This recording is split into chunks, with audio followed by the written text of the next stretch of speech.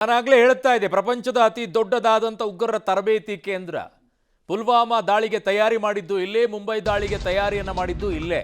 ಪಾಕಿಸ್ತಾನದ 2 ವಿಮಾನಗಳನ್ನು ಭಾರತೀಯ ಸೇನೆ ಹೊಡೆದುರುಳಿಸಿದೆ. F-17 ಜೊತೆಗೆ ಮತ್ತೊಂದು ಯುದ್ಧ ವಿಮಾನ ಕೂಡ ಉಡೀಸಾಗಿದೆ ಅನ್ನುವಂಥ ಮಾಹಿತಿ ಬರ್ತಾ ಇದೆ. ಪಾಕಿಸ್ತಾನದ 2 ವಿಮಾನಗಳನ್ನು ಕೂಡ ಭಾರತೀಯ ಸೇನೆ ಹೊಡೆದುರುಳಿಸಿದೆ. F-17 ಜೊತೆಗೆ ಮತ್ತೊಂದು ಯುದ್ಧ ವಿಮಾನ ಉಡೀಸಾ ಆಗಿದೆ ಅನ್ನುವಂಥ ಮಾಹಿತಿ ಬರ್ತಾ ಇದೆ ಈಗ ಸದ್ಯಕ್ಕೆ.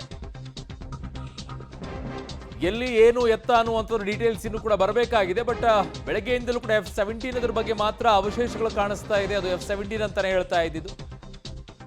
ಇನ್ನೊಂದು ವಿಮಾನ ಯಾವುದು ಅದು ಅನ್ನುವಂಥದ್ದನ್ನ ನೋಡಬೇಕು.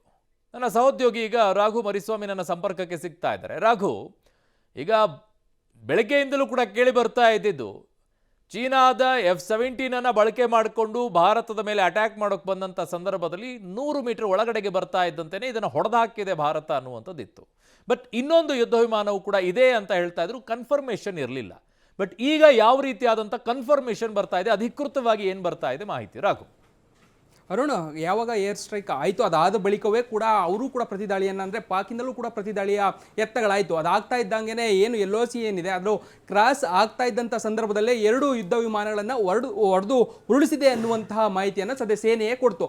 ಅಧಿಕೃತ ಮಾಹಿತಿಯ ಪ್ರಕಾರ ಈಗಾಗಲೇ 2 ಯುದ್ಧ ವಿಮಾನಗಳನ್ನು ಹೊಡೆದು ಉರುಳಿಸಿದೆ ಅನ್ನುವಂಥ ಮಾಹಿತಿಗಳು ಸಿಗ್ತಾ ಇದೆ. ನೀವು ಹೇಳಿದಾಗೆ F-17 ಜೊತೆಗೆ ಮತ್ತೊಂದು ಯುದ್ಧ ವಿಮಾನವನ್ನು ಕೂಡ ಈಗಾಗಲೇ ಹೊಡೆದು ಉರುಳಿಸಿದೆ ಅನ್ನುವಂಥ ಮಾಹಿತಿಗಳು ಸಿಗ್ತಾ ಇರುವಂಥದ್ದು. ಬಟ್ ಆದರೆ ಒಂದು ಯುದ್ಧ ವಿಮಾನ ಯಾವುದು ಅನ್ನುವಂಥದ್ದು ಇನ್ನೂ ಕೂಡ ಸ್ಪಷ್ಟ ಆಗ್ತಾ ಇಲ್ಲ.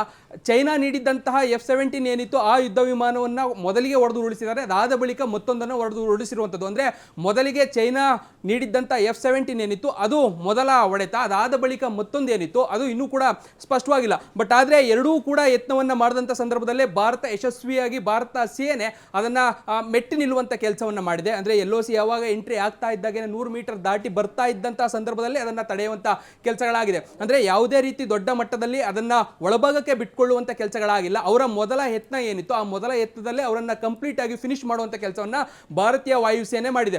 ಅಂದರೆ ಅವರು ನಾವು ಯತ್ನವನ್ನು ಮಾಡಬೇಕು ಅನ್ನುವಂಥ ಮನಸ್ಥಿತಿಯಲ್ಲಿ ಇದ್ದಂಥ ಸಂದರ್ಭದಲ್ಲೇ ಈ ಒಂದು ಭಾರತದ ಪ್ರತಿದಾಳಿಗೆ ಅವರು ಉತ್ತರವನ್ನು ಕೊಡೋದಕ್ಕೆ ಆಗದೇ ಇದ್ದಂಥ ಕಾರಣಕ್ಕಾಗಿ ಒಂದು ಮಟ್ಟದಲ್ಲಿ ಮತ್ತೊಂದು ರೀತಿಯಾದಂಥ ಹೊಡೆತವನ್ನು ಪಾಕ್ಗೆ ಕೊಟ್ಟಿದೆ. ಅಂದರೆ ಪಾಕ್ ಸೇನೆಗೆ ಕೊಟ್ಟಿದೆ ಅಂತ ಹೇಳಿದ್ರೆ ತಪ್ಪಾಗ್ಲಿಕ್ಕಿಲ್ಲ.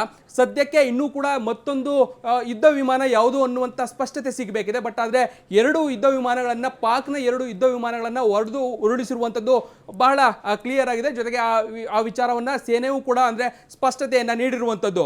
ಅರುಣ್, ಓಕೆ ರಾಘು, ನಿಮ್ಮೆಲ್ಲ ಮಾಹಿತಿಗೆ ಧನ್ಯವಾದಗಳು. ನೋಡಿ, ಇದು JF ಅಂತ ಕರೀತಾರೆ ಇದನ್ನು. 17 ಬರೀ F ಅಷ್ಟೇ ಅಲ್ಲ. ಕಾರಣ F-17 ಏನಿದೆ ಅದು 5ನೇ ಜನರೇಷನ್ನಲ್ಲಿರುವಂತಹ ಯುದ್ಧ ವಿಮಾನ. ಇದು JF ಅಂದರೆ 4ನೇ ಜನರೇಷನ್ನಲ್ಲಿರುವಂತಹ ಯುದ್ಧ ವಿಮಾನ. ಅದಕ್ಕೆ ಟಿಕಾವು ಇಲ್ಲ. ಅದನ್ನು ಹೊಡೆದುರುಳಿಸುವಂಥ ಶಕ್ತಿ ನಮ್ಮ ಬಳಿ ಇದೆ.